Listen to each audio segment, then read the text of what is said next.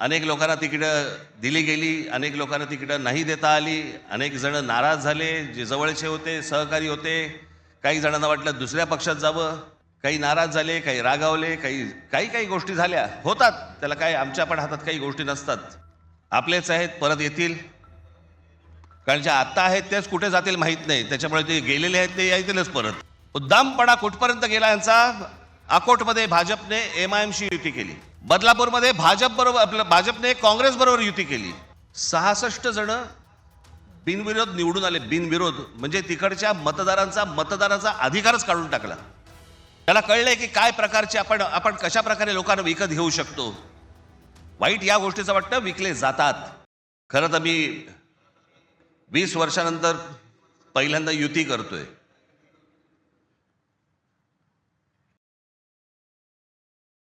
आणि त्याच्यामुळे अनेक या युतीच्या सगळ्या अख्ख्या प्रोसेसमध्ये अनेक लोकांना तिकीटं दिली गेली, अनेक लोकांना तिकीटं नाही देता आली, अनेक जण नाराज झाले, जे जवळचे होते, सहकारी होते. काही जणांना वाटलं दुसऱ्या पक्षात जावं, काही नाराज झाले, काही रागावले, काही गोष्टी झाल्या, होतात. त्याला काय, आमच्या पण हातात काही गोष्टी नसतात. पण त्यांना दुखवणं हा काही आमचा हेतू नव्हता.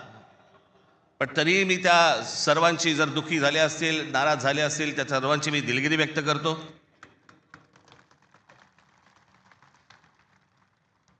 आपलेच आहेत, परत येतील. कारण जे आत्ता आहेत तेच कुठे जातील माहीत नाही, त्याच्यामुळे ते गेलेले आहेत ते येतीलच परत.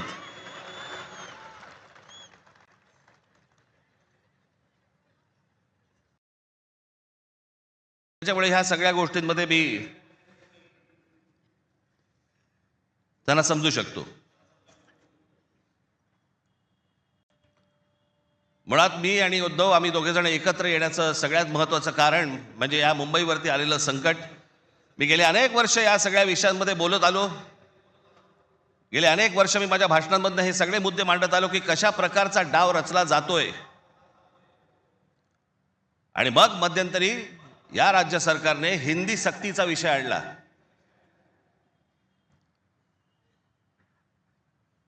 आणि त्यावेळेला मग मीही कडाडलो, उद्धवही कडाडला.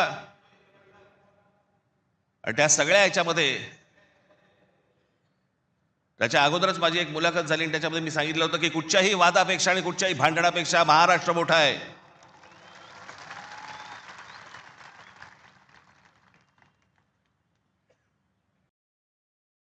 आणि मग तिकडनं ह्या सगळ्या गोष्टींची सुरुवात झाली.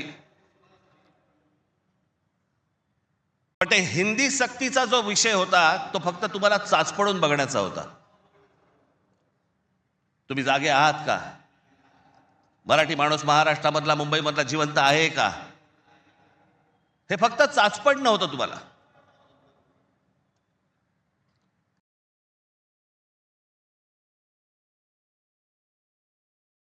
(2024) याच्यानंतर, या विधानसभा निवडणुकांनंतर या सरकारला काय फेफराला माहित नाही. जे हवं वाटेल ते, मनाला काय जे हवं ते करायला लागले. आली कुठून हिंमत?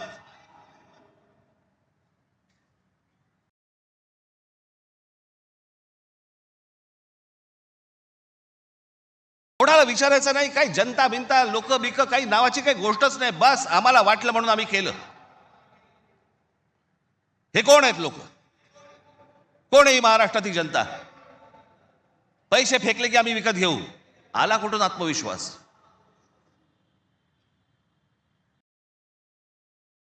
इतकी वर्ष मी आता राजकारण बघतोय. काँग्रेसची लोक सत्तेवरती होती, अनेक लोक सत्तेवरती होते, परंतु ते लोकांना घाबरून असायचे, जनतेला घाबरून असायचे. आता घाबरणं बिबरणं काहीच नाही. गृहीत धरून टाकले तुम्हाला.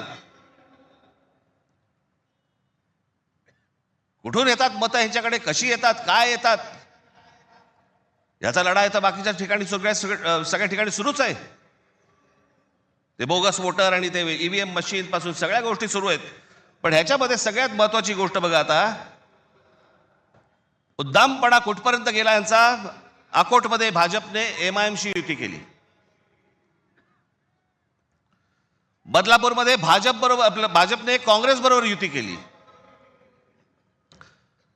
66 जण बिनविरोध निवडून आले. बिनविरोध म्हणजे तिकडच्या मतदारांचा अधिकारच काढून टाकला.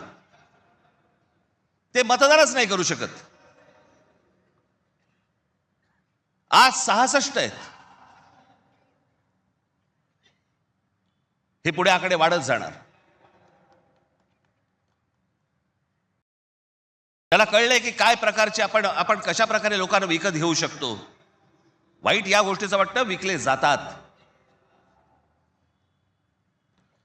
तुळजापूरमध्ये विनोद गंगणे नावाचा एक ड्रग्ज मधला एक माणूस, ड्रग्ज रॅकेट मधला, त्याला भाजपने तिकीट दिलं. ड्रग्ज विका, काही विका, पुढच्या पिढ्या बर्बाद करा, काही फरक पडत नाही. पण ड्रग रॅकेट मधला एक माणूस, त्याला भारतीय जनता पक्षाने तिकीट दिलं तुमच्या नाकावर टिचून. आता बदलापूरला तुषार आपटे, बलात्काराच्या केस मधला आरोपी, बलात्काराच्या, सगळ्यांना माहिती आहे, नगरसेवक केलं.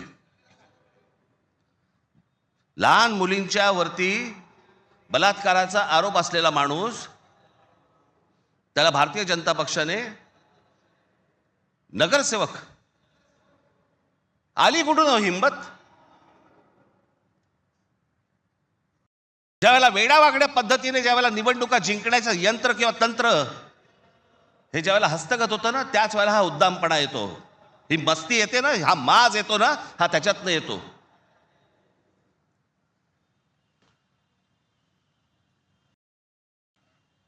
अख्खी मुंबई विकायला काढली, अख्खा महाराष्ट्र विकायला काढला, अख्खा देश विकायला काढला.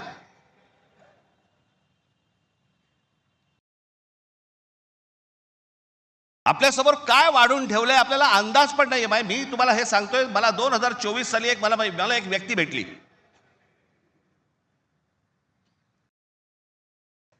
लोकसभेच्या निवडणुका झाल्यानंतरची गोष्ट सांगतोय. आणि त्यांनी मला जी माहिती दिली, आणि ती माहिती दिल्यानंतर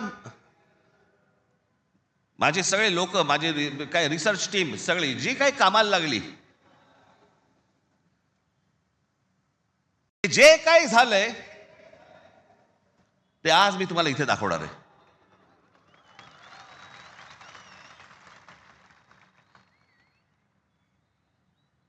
आणि मला असं वाटतं की मी आज जे दाखवणार आहे याच्यानंतर जर समजा आपल्याला भीती नाही वाटली,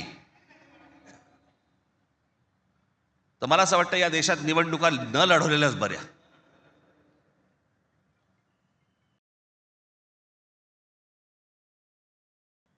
म्हणजे आता साधी गोष्ट, फक्त तुम्हाला 2014 नरेंद्र मोदी पंतप्रधान झाले त्यावेळेला, हे मला आता 24च्या नंतर आता हे पुढे सगळं समजायला लागलं. या गेल्या वर्षी 24 नंतर साधारणपणे विधानसभा निवडणुकांच्या आसपास मला या सगळ्या गोष्टी आमच्या रिसर्च टीम मधून यायला लागल्यावरती मला धक्का बसायला लागला. कारण आपण असे बघतच नाही कधी. आपण डोळे झाक करत बसतो आणि नक्की काय खणलं जात आहे आपल्या खालून आणि आपल्याला माहितीच नाही. याचं कारण अनेक हिंदी, इंग्रजी टेलिव्हिजन चॅनल सगळं ब्लॉक करून टाकलंय. कोणी काय तुम्हाला दाखवणार पण नाही. दाखवलं की वरनं फोन येतो, वरनं दट्ट्या येतो, जाहिराती बंद करून टाकू.